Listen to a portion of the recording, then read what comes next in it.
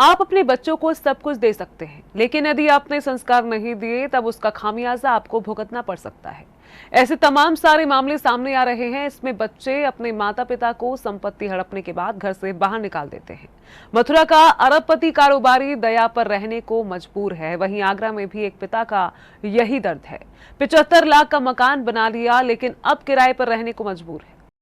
बच्चों को गोद लिया जाता है, ये सभी जानते हैं, सभी को पता है, सभी ने देखा भी होगा। लेकिन एक व्यक्ति ऐसा है जो बुजुर्ग लोगों को, सताए लोगों को, परेशान लोगों को गोद लेता है। उस व्यक्ति का नाम है तरुण शर्मा। तरुण शर्मा मथुरा के रहने वाले हैं, प्रॉपर्टी डीलर हैं, पैसे की कोई कमी नहीं है और दिल समंदर है। तरुण शर्मा बुजुर्ग लोगों को, परेशान लोगों को, सताए हुए लोगों को गोद लेते हैं, उनकी सेवा करते हैं। जिस व्यक्ति की सेवा करते हुए तरुण शर्मा दिखाई दे रहे हैं वे मथुरा के रहने वाले हैं। नाम बता दें हम आपको, सेठ सत्य प्रकाश गर्ग। मथुरा का एक बड़ा नाम है, अरबपति बताए जाते हैं। ऐसा बताया जाता है सराफा कारोबारी सत्य प्रकाश गर्ग पर अपार संपत्ति थी। इतनी संपत्ति जिसके चलते उन्हें सेठ कहा जाता था, अरबों की संपत्ति। लेकिन यही संपत्ति उनके लिए दुश्मन बन गई। बच्चों ने संपत्ति को हड़प लिया। 3 बेटे थे, 1 बेटी थी। 2 बड़े बेटों की शादी हो गई, महेश गर्ग और ब्रजेश गर्ग की। 1 बेटा छोटा था, बेटी भी छोटी थी।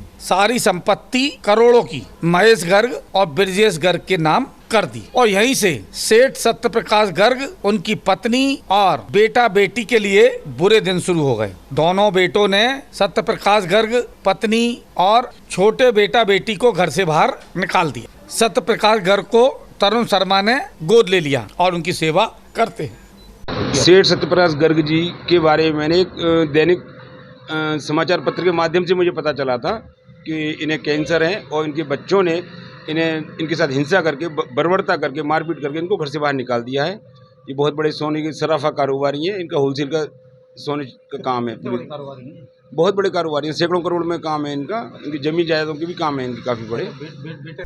हम आपको बताते चलें, तरुण शर्मा ने गोद लेने के बाद उनका इलाज भी कराया। कैंसर हो गया, बगीची में रहने लगे थे, बगीची वालों ने भी कैंसर होने के बाद निकाल दिया। तलाश तरुण शर्मा ने शुरू कर दी। छोटा बेटा सत्य प्रकाश गर्ग का मानसिक अवसाद में आ गया और इधर उधर भटकने लगा। द्वारकाधीश की सीढ़ियों पर सो जाता था। उसके बाद तरुण शर्मा ने वापस एक फ्लैट में सेठ सत्य प्रकाश गर्ग और उनके बेटे को रखवा दिया है। पत्नी का निधन हो गया है। बेटी की शादी समाज सेवियों ने मिलकर कर दी। तरुण शर्मा आगरा में एक व्यक्ति की सेवा करने के लिए आते रहते हैं। बमरौली कटारा के रहने वाले रामविलास कटारा को भी गोद ले रखा है। रामविलास कटारा पीडब्ल्यूडी में क्लर्क थे।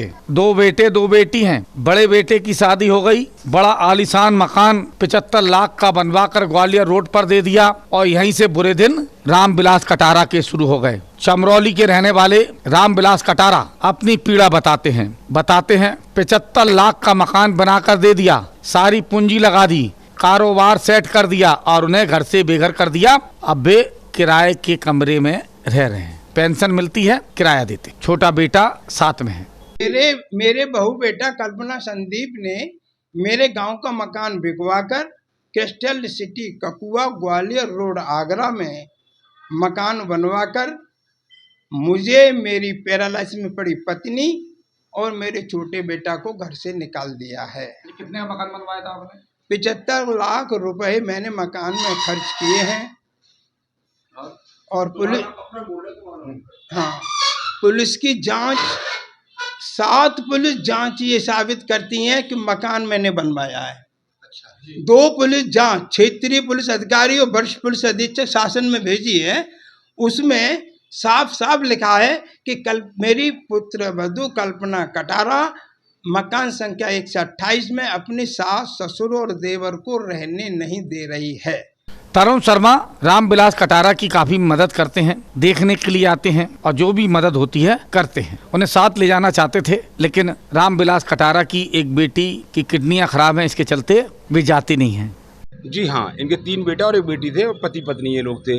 तो इनके 2 बड़े बेटे महेश गर्ग और ब्रजेश गर्ग द्वारा इनको प्रेम में लेकर, प्यार में लेकर या डांट कर, जैसे भी है, इनसे सारी संपत्ति अपने नाम करा ली और सारा बिजनेस का जो सोना था और जो ज़मीनें थी सब अपने नाम कर ली, हड़पनी करा ली। फिर इनको मारपीट करके इनके साथ इतने बड़े स्तर की मारपीट और हिंसा की है कि डर के मारे अपनी पत्नी और छोटा बेटा छोटी बेटी को लेकर वहाँ से भागकर एक बगीचे में शरण ली इन्होंने।